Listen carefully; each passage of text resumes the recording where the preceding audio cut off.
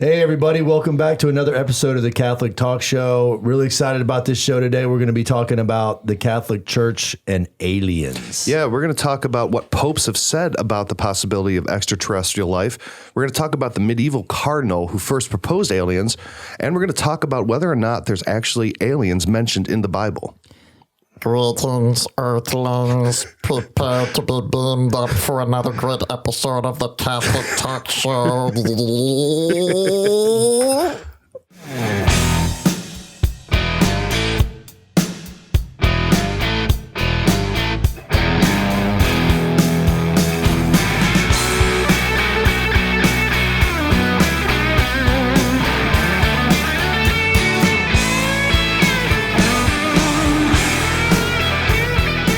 All right, guys, let's get started. Father Rich, Ryan, good to have you here. Father? Great being here with you too, Ryan. We got a really cool episode coming up. Yeah. I've been looking forward to this episode for a long time. This one is going to be out of this world. Literally. I just want to hear him talk like an alien again. That was awesome. The whole time. You know, you make aliens seem way less threatening than Hollywood does. I think they would be nice and cuddly. Of course you do. You and aliens would watch E.T. and cry together. We would. I do not understand my feelings. Oh, my gosh. So we are here in the U Catholic Studios, and we're so glad that you're joining us again for this Catholic Talk Show episode on aliens. And we definitely want to be hearing from you in our comment sections on all of our social media platforms, Twitter, Instagram, and Facebook. And most importantly, that you're connecting with us on our website, CatholicTalkShow.com, and listening to us and viewing us on YouTube and all of our platforms. So thank you so much for your support. And a way that you could support us even more to get this show into outer space to the furthest ends of the universe is by going to patreon.com/Catholic Talk Show to give us some of the monetary support that we need to be able to grow this channel and this show. And we want to thank you so much. So where are we jumping off into the far corners of the universe today? So we're talking about aliens today. What do you guys think about aliens? You guys believers? Do you believe, Ryan? I'm obviously balanced on this. You know, it's fun to wonder and ponder. But the reality is the universe is so massive that the chances of, life being on another, just physically speaking, is a reality. Whether or not there is, obviously only a question that can be answered by encountering them or just, something that we'll never encounter but yet exists. Now, I personally, I would recognize the possibility that just because of the size of the universe, there could be life. But I do not believe there is, based on just on observations and a couple scientific methodologies that resonate with me, and also just a gut intuition that I think that this is a singularly unique experience that we as human beings in creation have. For sure.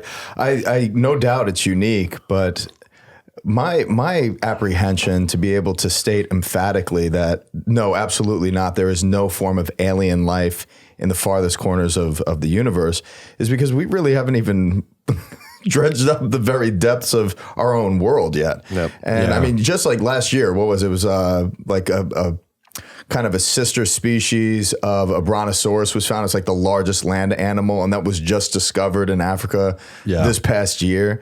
There's so much that we don't know, from Christopher Columbus, opening up people's minds that the world is not flat. Which is 500 years ago. Yeah, I mean, Columbus didn't think the world was flat. but no, there was a greater perception. There was a greater perception in the world that the world was flat. So, I mean, I don't limit the potency of God's creation and his creative hand. And my disposition is more open to explore and developing that fascination to go as far as human consciousness can go and to be able to collect that, analyze that, and be taught by it. Yeah. So I think what you're describing is kind of the attitude of the Catholic Church officially, that it is officially doesn't have any stance on it, but that scientifically the Church is always very cautious to not definitively rule anything out, because the pursuit of truth is so important that to make a definitive statement without having the empirical ability to say something is or isn't is unbecoming, and the church doesn't do that. So I think the church in general is very in line with your thought, and my thought would just be that based on observation and some scientific methods, that it's just not out there, and a gut intuition. But I'm not close to the possibility. If I was putting money on it, I'd say there isn't, but I wouldn't be surprised if there is. Right. I mean, even if there is, like the chances of encountering this species or whatever is slim to never, because the travel time is so bizarre. Like, millions and millions of miles away, billions of miles away. I mean, the stars that we're looking at in the sky, light is 30 years old. No, some of them are 50 years old. Oh, yeah. I know. I'm just like way 30, longer. Yeah. I'm saying 30 million light years away. I exactly. mean, you got like Musk and those guys going to Mars, and that is even far fetched. And this generation or 2 or 3 generations beyond us. So. Well, I don't know about that. I mean, Musk is being very ambitious, and by Elon Musk. Yeah. So I mean, which is so exciting. I actually follow a lot of this on YouTube. Yeah, me too. Because I'm so fascinated, and nerds. I'm really excited to see. I really like listening to alien stuff on YouTube. So when I'm not reading my comic books, I'm just speculating about alien life. Worst show ever. So much fun. And it's not so much of a curiosity of like alien life, but things that we haven't explored and really accessed yet as a people and as a society. And it's within our grasp. And I think SpaceX is that organization that's really reaching to the stars and reaching to the furthest planets to see what we can do. And it's ambitious, no doubt. But heck, man, look at the ambition of the technological boom in recent decades and how fast we're developing. And even with engines and development there, and the power that SpaceX has in being able to develop some of this, from Tesla to SpaceX. I'm very excited to see the curve of innovation. And like Moore's law, like technology doubles every year and it compounds on itself almost. Yeah. But what I'm saying is, even though it's doing that, the chances of inventing a spacecraft that can actually go and explore billions of miles away. We'll get there eventually. I don't know. We will. That's Moore's law, that technology does necessarily advance on a compounding rate, and that, like compounding interest, it builds so fast that it starts catching steam that eventually it'll get there. Now, but we're the Catholic talk show, and we can, nerd out about aliens and everything for hours, but what does the church say about aliens, right? So I think one of the first things that's very interesting to talk about is how the classical world viewed aliens. So, even the Greeks or the Babylonians, the Egyptians, they all speculated on the possibility of alternate worlds. And a lot of these times, these were mixed up with religious practices or their pantheon of gods. For the Greeks, other worlds were more of the concept in line with alternate universes, not necessarily physical realities, but more as their alternate realities. So that was in the Greeks. But if we go into the church, if you go back into the 1400s, there was actually a Catholic cardinal who was one of the first people in the world to really define and to really explore the possibility that there was life beyond Earth. And this was a Catholic cardinal, Nicholas of Cusa. So he was a cardinal in the 1440s, and he was speculating well before Copernicus about the model of the universe and how the world, where the Earth fits into God's creation. Was he a scientist? Of course. So, back then, a lot of the people, the cardinals and the monks, they were the leading scientific figures, and they were the ones who had, number one, the training and the education to be able to ponder these things, but also the luxury of time to be able to specialize in thinking, right? Yeah. These were the philosophers. These were the people who were advancing science.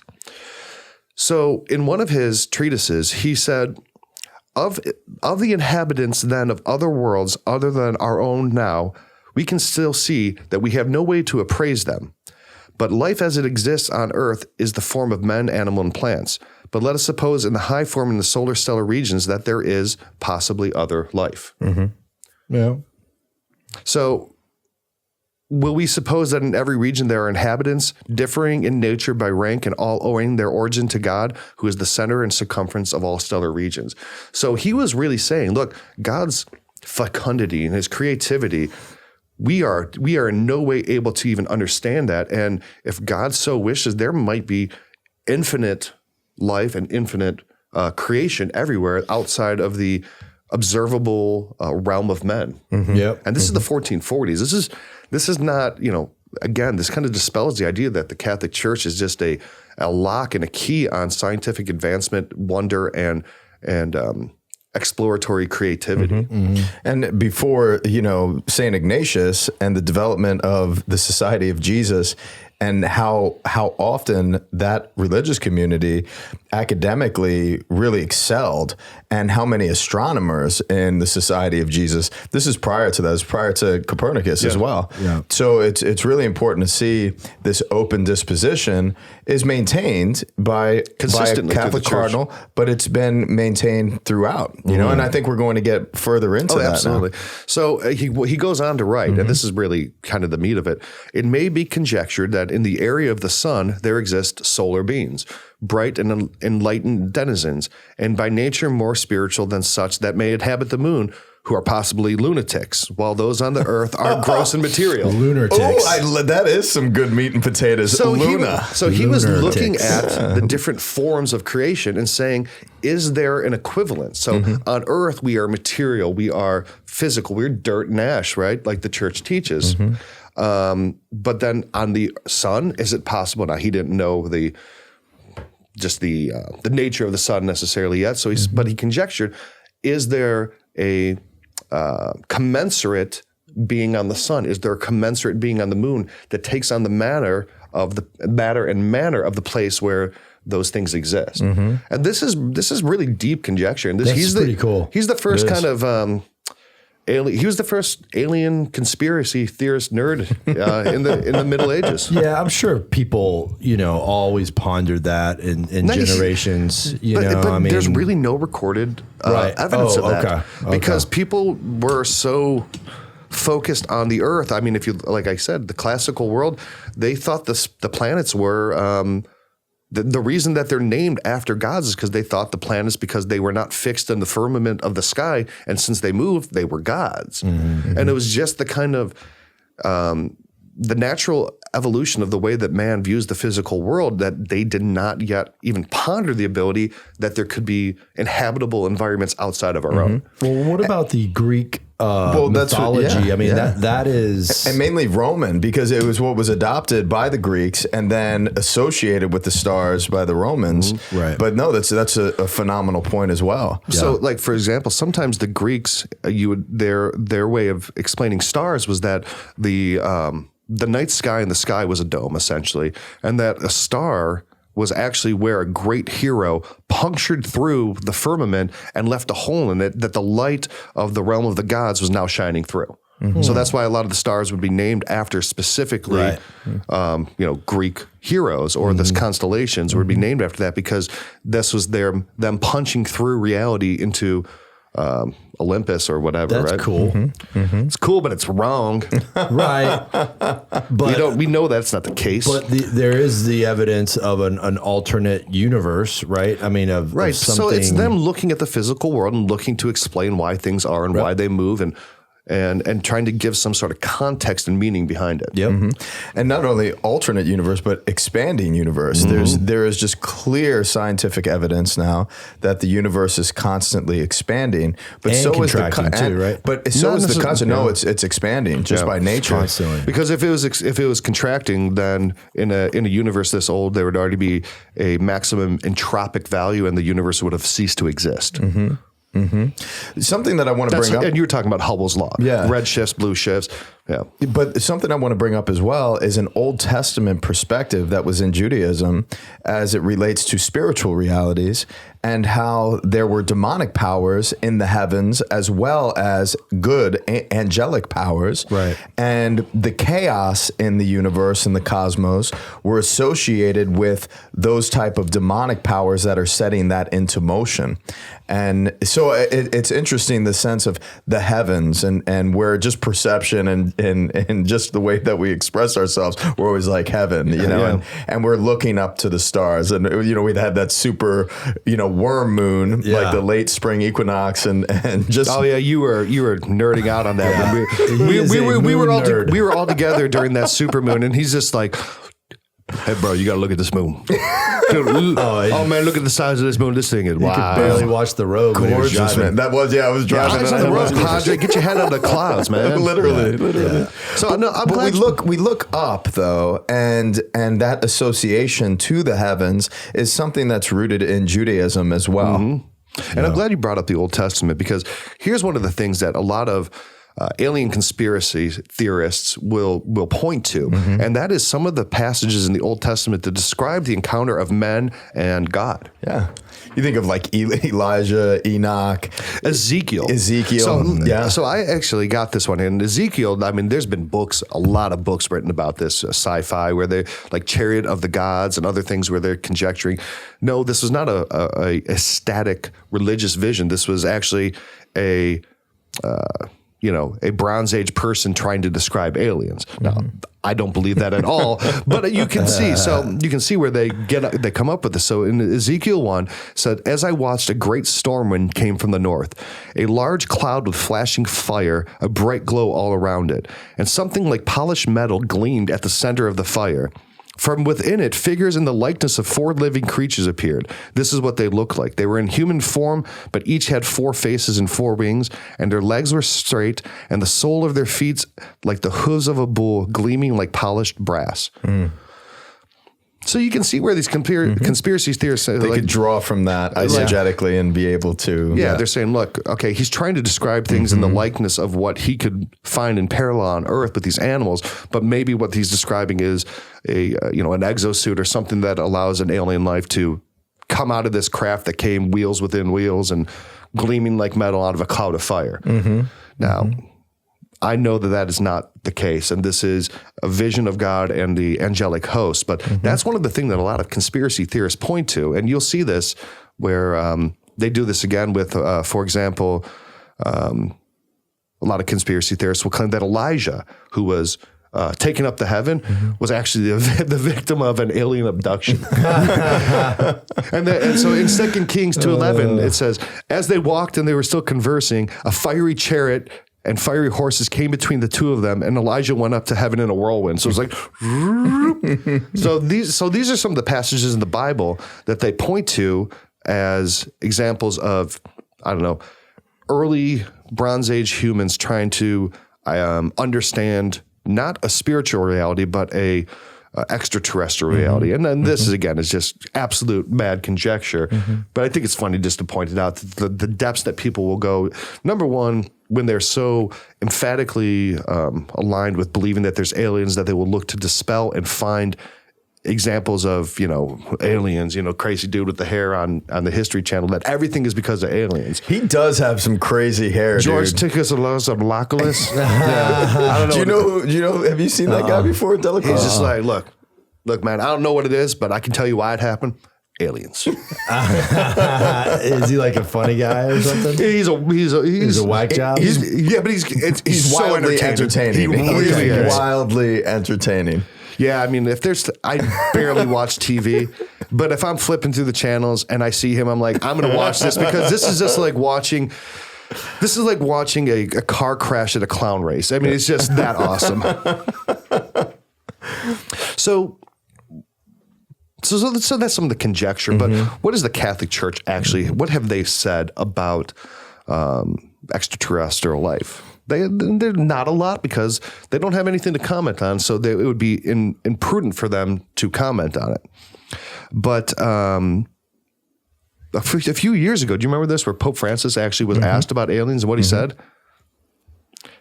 Do you remember that? I do recall that. I don't remember that. I do recall that. So he said, this is Pope Francis talking about aliens, which I think is pretty cool, and a very pragmatic approach for an old Jesuit from South America. Is like, look, man, if there's aliens, I'm going to take care of them, right? So he's like, if tomorrow an expedition of Martians came to us and said, I want to be baptized, what would happen? He's like, Martians? Green with long noses and big ears like in children's drawings. When the Lord shows us the way, who are we to say, no, Lord, it is not prudent? No, let us do it this way. Who are we to close doors? He's like, if an alien wanted to be baptized, I would baptize him. That's pretty cool. Yeah. Yeah. Because an intelligent species would recognize Right. the need for a savior, especially in a fallen universe, a fallen cosmos, a cosmological system and world, to realize that redemptive nature of Christ is such an important reality in the God universe. wouldn't create an intelligent species and give them a mind and a will similar to us and not want a relationship, not want to passionately pursue them as the creator who loves their creation. And Pope Francis kind of took the same angle that you did. He's like, when, continuing, he's like, honestly, I wouldn't know how to answer. He said, until America was discovered, we didn't think it existed. And instead, it actually existed. But in every case, I think that we should stick to what scientists tell us, still aware that the creator is infinitely greater than our knowledge. Amen to that. Right. That is a very appropriate way for a person who both understands religion and science to approach the matter. It's a reasonable approach. Yeah, it very is. It is. Yeah. I was just thinking about there was a study done by a Jesuit guy back in the 1800s. There were some Aborigine tribes in Australia that literally had no contact with the outside world.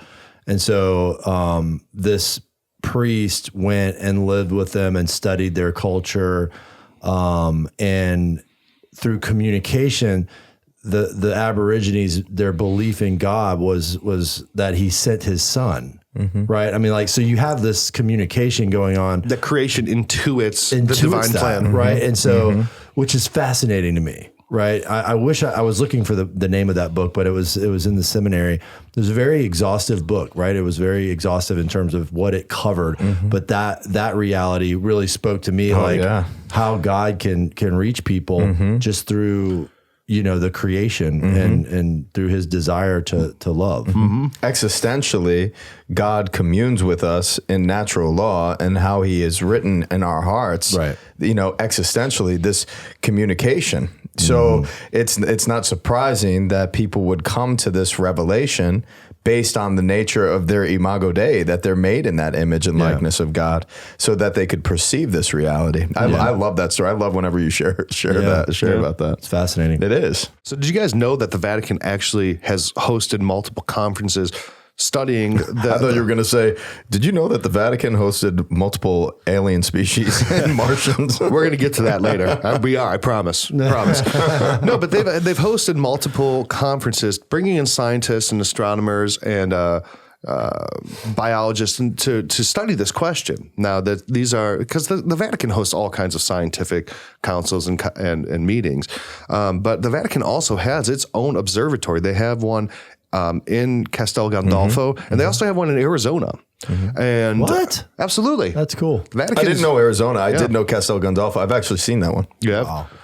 I've not. Oh, that would be so great. Where do they stack up in terms of technology? Are they? They're very advanced? They're very advanced. They are right at the same cusp of any of the government. Any of these other initiatives by governments or nations. So one of them, and this is one of my favorite dudes in the entire church. This guy is an absolute rock star of a priest, of a person, of a scientist. Is Guy Consolmagno, Jesuit, right? Guy plays guitar. He's a scientist. He was a missionary in Africa. I mean, this guy is awesome. You read about this guy. But he was one of the chief astronomers of the Vatican Observatory. And he said that he would absolutely baptize aliens. He said, any entity, no matter how many tentacles it has a soul. And that's very, I think. Any entity. Yes. No matter how many tentacles, it has a soul. Now, You know what that reminds me of? I mean, That's very what kind Aristotelian. of entity is he talking about? Because plants don't have souls. well, they have in the Aristotelian view Animation. Okay, so that's where he was going with that. Yeah. Yeah. But they might even, he's also saying, I think, without so many words, if they have rational souls, they deserve a baptism. That's the distinction between rational soul or the animation Like a dog. related to an exactly. Not that again. No, it reminds me of somebody just brought this up. Big shout out to Sean Donovan, who shared this with me. But he said that there was studies done on the octopus and looking at its DNA and how absolutely different it is from anything else in the world. And that is the first species foreign to this world that somehow got here, on an asteroid or whatever, and that developed life. So there's conjecture about that, and they base it on the studies on the DNA strand. Wow. So he was just sharing that. I want to read up on that. Yeah, it's really fascinating. Fascinating. Octopi are pretty interesting creatures. Dude, they're very smart. They're very, very smart. And then I watched a video. Aliens are among us. There was a little among us. Look out for those octopus. The octopi. So I saw a video of a fisherman who caught a big catch and pulled it into the boat, and they were fishing there, and then there was an octopus. And there was a little hole in the boat. I've seen this. And this thing worked its way out of that tiny hole. It was a huge octopus. It was one of the most fascinating things I've ever seen in my life. That's the same thing you do during the Inquisition. Oh, man. So, but now, Guy Consolmagno, he said that he thinks that the whole question of aliens, even though he is an astronomer and he studies this, he said it's basically not a practical question. So he said the odds of us finding intelligent life, and then on top of it being able to communicate with it, then plus the scale of the universe, plus the scale of technology, when you add them all up, it's not even a practical question to address right now. That's what I was saying at the beginning. Like it's just nearly impossible right now. Have you seen the movie Arrival?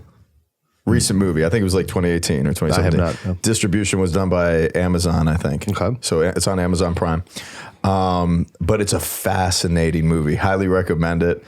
But it's an intelligent species, and the alien species is far more technologically advanced. Yeah. And it's I don't want to give away too much and be make this like Spoilers. a spoiler. Yeah, a spoiler for you. So I definitely think it would be a worthwhile watch for you. Yeah. And there's an interesting thing because they almost look like octopi in the movie. So I think getting into that kind of, could we even find them, right? There's a very, very important scientist, Enrico Fermi. Have you ever heard of him? He was a Nobel-winning scientist for physics. He studied radioactivity, quantum theory, particle physics. He was just a very important figure. What year were you? 1930s. I think he even worked on the Manhattan Project. Oh, wow. Right. So, I mean, this is an absolute, just amazingly brilliant scientist. Now, he came up with a formula to say, are there aliens based on almost, I would say, statistical probabilities? So, then this was somewhere in 1932, I think. He said there is billions or trillions of galaxies, and each one of those galaxies have trillions of suns, and there are billions, just the scale of the universe. There's a high probability that some of these have Earth-like planets, and we've already discovered there's a bunch of extra solar planets, whether they're in inhabitable zones and stuff like that. We're That's what they're still exploring. Exactly. But going back to what the Cardinal was saying is like, that's inhabiting as far as we know. Right. Right. I mean, so there can be intelligent species inhabiting something that's not required for this species. Yeah, it might not be a carbon-based, Right. Oxygen necessary, whatever. Right. And then if there is that amount of galaxies and that amount of stars, and then a percentage of them will have planets, a percentage of them will be in a habitable zone, and because of that, a percentage of them will develop some sort of Animation. divisible cellular life. And because of that, some of them will follow evolution and create intelligent life. So even then factoring in like that Moore's law of technology, based on the scale and the mathematical probabilities of all these things, there would be theoretically, according to this very kind of sound statistical analysis, there would be trillions of examples where intelligent life compounded by Moore's law of technology would have created the opportunity where these intelligent beings would have been able to explore the universe and make contact. But they haven't. Maybe we're the species that makes contact with them. So, but then that it takes that into account, that the age of the universe based on redshift and blue shift, which Hubble's law, which was, again, one of the things that the proposer of the Big Bang, a Catholic priest, Lemaitre, helped confirm. Based on all these statistical analysis, he's like, I don't think there's aliens out there. Because all of these factors compounding together would say that there's millions. And since they're not there, then it would show that, look, the fine-tuning of the universe really just isn't there.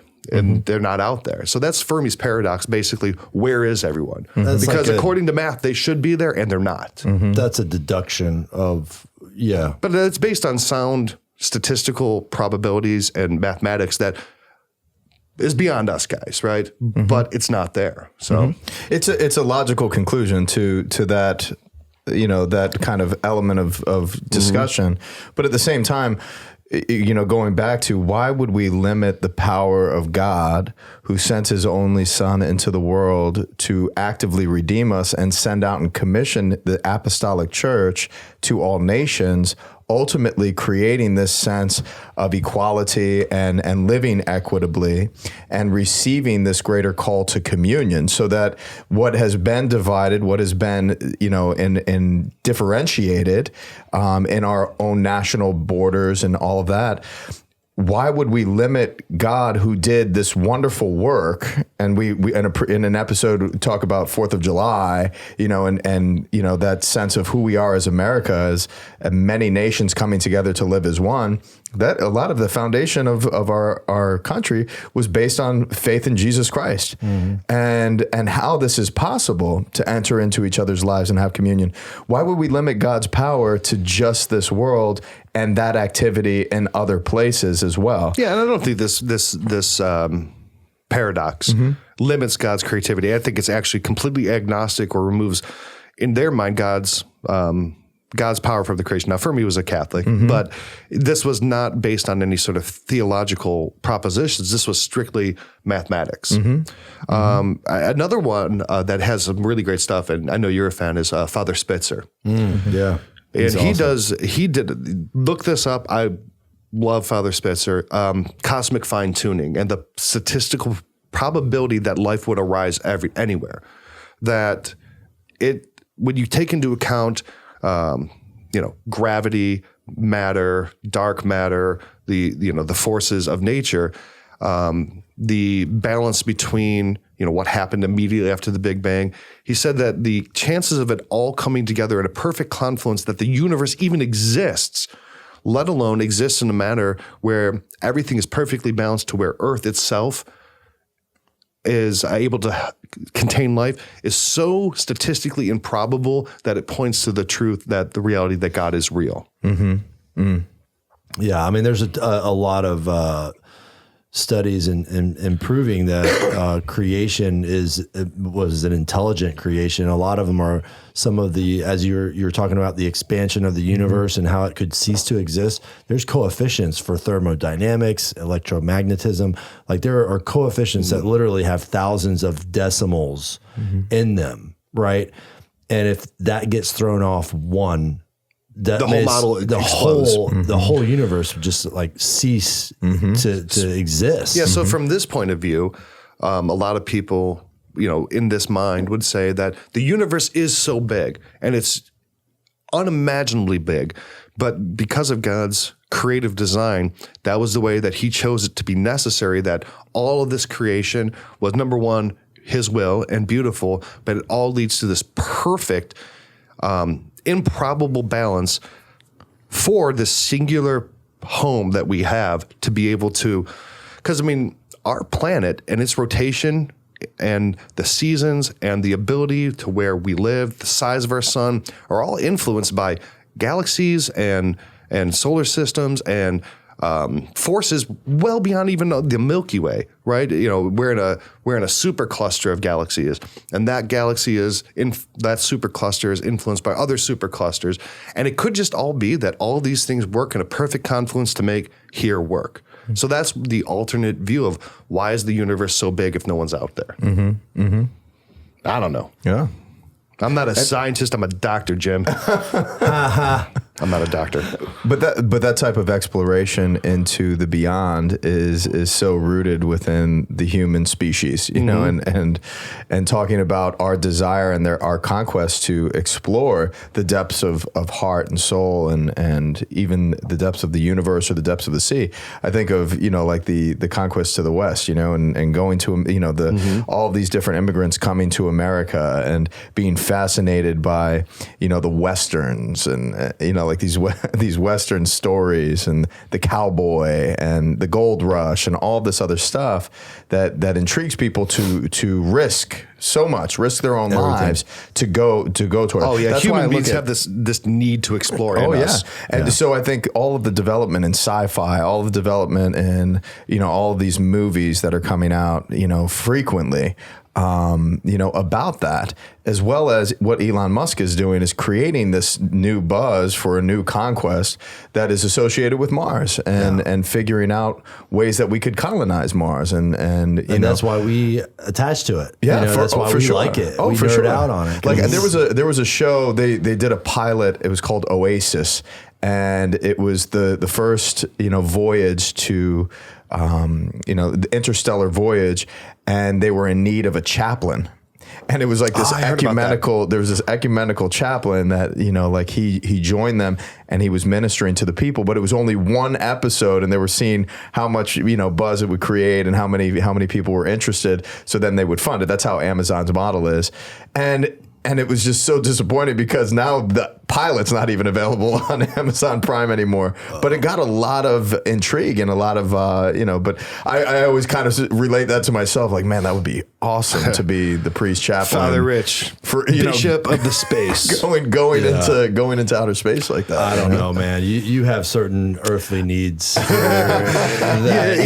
put this guy in space for a few months. This bed's not comfortable. I need to get out in nature. I don't like floating anymore. This is dumb. This freeze-dried food is terrible. That would be horrible. I need some real Italian food. It's like, you know, you're shooting up in outer space and you're like, oh crap, looking back at it, I'm like, oh man, what did I get myself into? I made a huge mistake.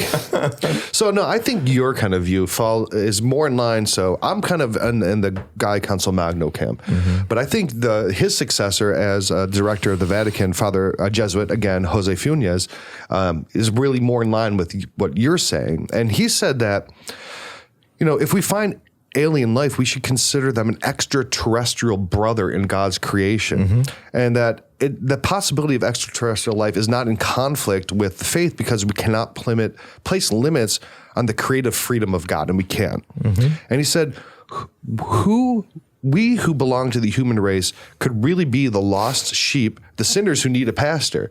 And God came to Jesus in order to save us, so that if there is other intelligent beings, it's not a given that they need redemption. They might have actually never fallen. So it still keeps into account that they have souls, and it still keeps into account the one and singular incarnation and the only historical actual sacrifice of our Lord for the sins of all creation, without the possibility of saying that you know, it's unique to human beings and there could be alien life. Do angels need redemption? No. So I mean, if that's the case, I really find that a fascinating commentary. Me too. He's a brilliant man. Excellent mind-blowing commentary. And then you think even like the reality of, you know, God coming to us through the incarnation and becoming one of us, that miracle, the passion that he had, having everything in perfect unity, and then, you know, becoming a child, you know, and counting on creation to raise him, you know, Mary and Joseph. And you look at that and you're like, okay, well, you know, that's this experience with this species, what is it in another realm? If the species is like us, great. But if it's a different species, if it's an octopi, whatever it is, right? It's like The intelligent octopi. yeah, it's like, where is that communication going? So it's just fascinating when you just ponder that. But it could also be that they are in need of salvation, but there still maintains the one singular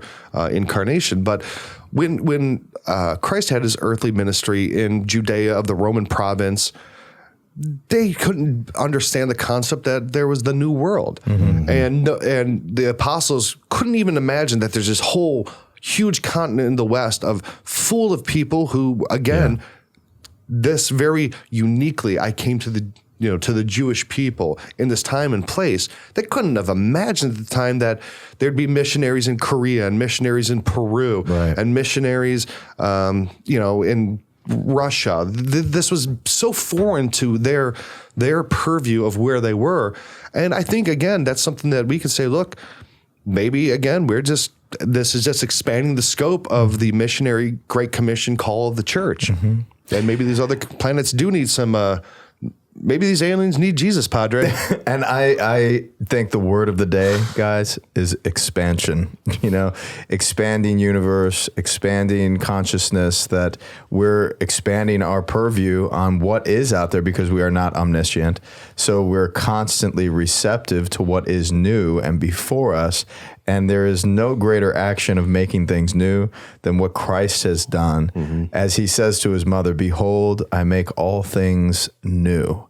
And we anticipate this new heavens, this new earth that after the second judgment we will experience in a resurrected body. What does that do? What does that resurrected body do? Well, we have that episode on Jesus' resurrection and what he did for 40 days after Easter. But that's so fascinating to me, and to realize that before us is a relationship with Jesus that can only expand our greater openness to the creative hand of God. Yeah, I mean, you could take John 10:16 and expand that the scope of what he was saying. Our Lord said, I have other sheep that do not belong to this fold. Yeah, what does These that mean? also I must lead, and they will hear my voice, and there will be one flock and one shepherd. So, I mean, there he was talking about the missionary, nature of the church. So go evangelize the Romans or the Scythians or the Persians or the Medians, right? But it's just as well that he could have said, evangelize the Alpha Centauris and the Martians and, whomever. Jesus saw light and saw realities differently than we do because his intellect was not affected by sin. And St. Thomas Aquinas explains very clearly that intellect is darkened by sin. And what that means is that we are not able to perceive and then understand and know something when we have a darkened intellect. Jesus did not have a spot of darkness on his intellect, and therefore saw light in a different manner and saw the universe in a different manner. And though he was human like us, he developed and he learned obedience through what he suffered in relationship to what is said in the scriptures. So there was an aspect of his growth and his learning, but I picture him on top of those receding mountaintop experiences when he retreated to pray, when he was looking up into the heavens, when he was looking up into the, to the stars and to, the super moons of his life, I just can't help but imagine how he looked at that and what he himself realized in his humanity, and how we need to ascend ourselves to that intellectual form of openness and encounter. Awesome. So I want to do one more thing before we, get beamed up into the ship, right? So, does the Vatican secretly have knowledge that aliens exist? In the Vatican Secret Archives. In the Vatican Secret Archives. Check it out. We did an episode on the Vatican Secret Archives where we touched on this a little bit. Go look that episode up. It's in the playlist below if you're on YouTube or in your... but shh, don't tell anyone. Don't tell anyone. Was that like a news story or something? So, okay, here's what happened. In the last presidential election, if you all remember, Hillary Clinton's much maligned email server got hacked, and it was released through WikiLeaks, okay? And a lot of these emails were from her campaign director, John Podesta, who was also served under President Obama. And one of these emails pouring through. Most of this was about politics and, boring stuff. And there's a couple this or that. So I don't care. Number one, Feed the cat. Number one, I almost feel bad for reading someone else's email because that kind of is unethical for me, against their will. But this story is too good to where, Father, you can give me a confession later. All right. So one of the emails to John Podesta was from Edgar Mitchell. Now, Edgar Mitchell was on the Apollo 14 project, and he was actually the sixth man to ever walk on the moon. He's a NASA astronaut. And one of his emails to John Podesta was saying, let's see, I'm going to get the exact quote. Basically, he was saying, I have evidence that the Vatican has evidence that aliens exist, and we need to talk about this immediately because they're working on. So it was in the context. I think I remember when that came out. Yeah. Like there was a news story on that, and if I recall correctly, I think the guy is kind of an elderly man, and that was just kind of this random email. And well, see, the email was in the context of a space treaty because, there's satellites and governmental considerations. A treaty between Russia, China, and the United States to set up a treaty for the use of space. And this astronaut is a little bit of a crackpot, but he said specifically, it is urgent that we agree on a date and time to meet to discuss disclosure and 0-point energy, which is what he says aliens are trying to give us. Another indication that his screws are loose. Yes. Wow. And we need to bring you up to date on the Vatican's awareness of ETI. So is the Vatican secretly hiding aliens according to the sixth man to walk on the moon? Yeah. That's fun to talk about, but definitely not. Yeah. No. Yeah, nothing to worry about. That's something that I'll see on Homeboy's, channel there for the Discovery Channel. Yeah. He probably forwards a lot of emails too, if you know what I mean. Oh, he's one of those guys. He's one of those guys. Dude, it must suck being friends with him on Facebook. That has got to be so irritating. He types in all caps on the comment boxes. Edgar Mitchell again. Block. Muted. Wow. Reported. Unfollowed. Yeah. Yeah, there's so much conspiracy out there and so many people that just throw They get preoccupied, and I think it's bad. Yeah. It's bad for the soul, man. It's like it drives, it's almost like the inverted sense of wonder, the inverted sense of rightly, properly looking at something that is expansion and turning it on its head and becoming distracted from it, to where you become ill from it. That's a good point. Yeah. All right. So before we get beamed up to the mothership and we bounce out of the U Catholic studios here, you're so good at that. Look, if the precinct doesn't work out, you've definitely got the future of a voiceover artist for alien and movies. I would love to do that, man. Or even that could be your side gig. Right? All right, but it is time for a special outer space extraterrestrial version of the Inquisition. Love it. Shing. All right. So, Father Rich, space cowboy and space priest. You are on an yeehaw! Let's get on a SpaceX shuttle to outer space. All right.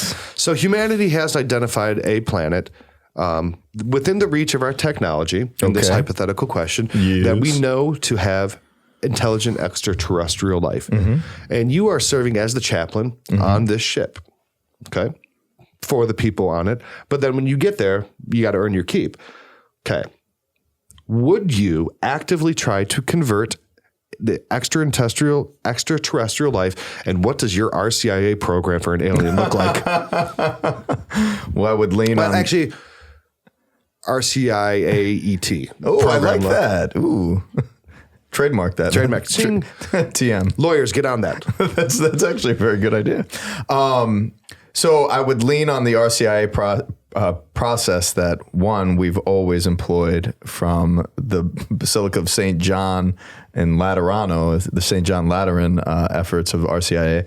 So I would lean on that. But then evangelically, I would lean on the Jesuits. Okay. And the way that the Jesuits encountered native spirituality, the way they encountered, the spirituality of the East, and the way that they interacted with people. It wasn't like a proselytizing in the sense of, we are taking control of everything that you do, but recognizing the practices that are in congruence with the revealed revelation of Jesus Christ. So I would definitely relate and commune with the extraterrestrials of that particular space that are intelligent. And I would first study their culture, study and know them before I even begin to adopt different things of their culture that would mesh with revealed Christianity, and then to be able to isolate, if they're in their culture and in their society, isolate those areas that stray from the gospel teachings of Jesus Christ and present his teachings in a different way. So it's the way that a pastor goes into a new parish. It's the unwritten rule. It's like you don't do anything for 6 months. But what's the reason for that? Because in anything, like, you need to get to know the people you're serving. You need to study where they are and to appreciate and celebrate all that they've done for, decades. And then you start to share your vision, and then there's a merger that happens. So in the same manner, evangelically, I would treat an intelligent species of aliens in the same way. All right, so I have a corollary to this. Okay. This is a second inquisition, because I think did I yeah, no, that was good. Okay. And I think you snuck your way to the bottom of the boat there. All right, now this is presuming that we find a planet. Now the day length on Earth is set. But the day length of other planets and their rotational around their given sun is completely different. A year for one rotation of a planet, some planets take hundreds of years to get around the sun. Venus, for example, it rotates once every 116 and a half days. So if you were on Mars and you're doing your RCIA ET, are you only allowed to celebrate Mass twice every 116 Earth days? How does the liturgical calendar translate into different varying planetational rotational times and orbits? Well, we would have to really explore the constellations from that perspective of where we are, and then relate that as well. How do you pray the Liturgy of the Hours? Right? Yeah. I mean, we would have to create a whole nother. Well, we would have to generate a whole nother orarium, you know, and liturgical calendar. So are we going to have a rite for each planet? Absolutely. So I mean, if Venus only turns once every 116 days, I mean, do you only have Christmas once every 500 years? If we could hop into a liturgy with the Chaldeans and some of the Marians and all of these different rites, I think we could expand. No, I think I've got you zapped on this one. No, dude. you're don't. Bust. You got no answer for this. I would. You I would passed say, the first one, but you are yeah, alien you toast got here. your butt kicked. I'm going to jump in here though, but you're still a human being. Thank right? you. And you still need rest on a 24-hour cycle. Sure. Right. So disregarding that's your circadian rhythm. Right. Mm-hmm. So there might be a rhythm there. So but even it's already been proven that our anatomy, our spirituality, our intelligence adopts to an environment, and our bodies also adopt to an environment.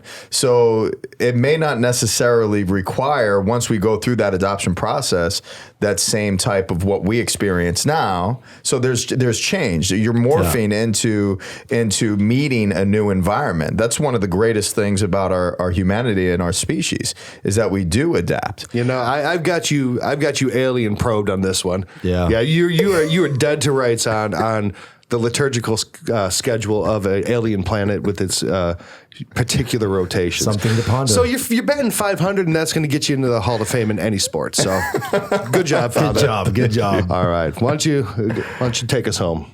Where's home? Home is ending this episode. Home on Mars.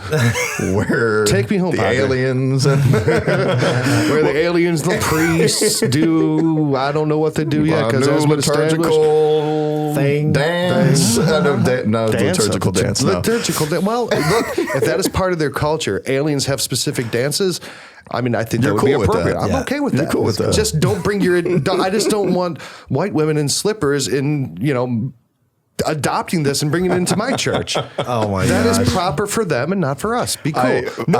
No alien liturgical dance. It's heresy. Where's my heresy button? I did see a liturgy where someone was dressed up like an alien in the 60s or 70s. I found online where they were dancing around like an alien with an alien head. Wow. Look at your Cocaine face. is a hell of a drug.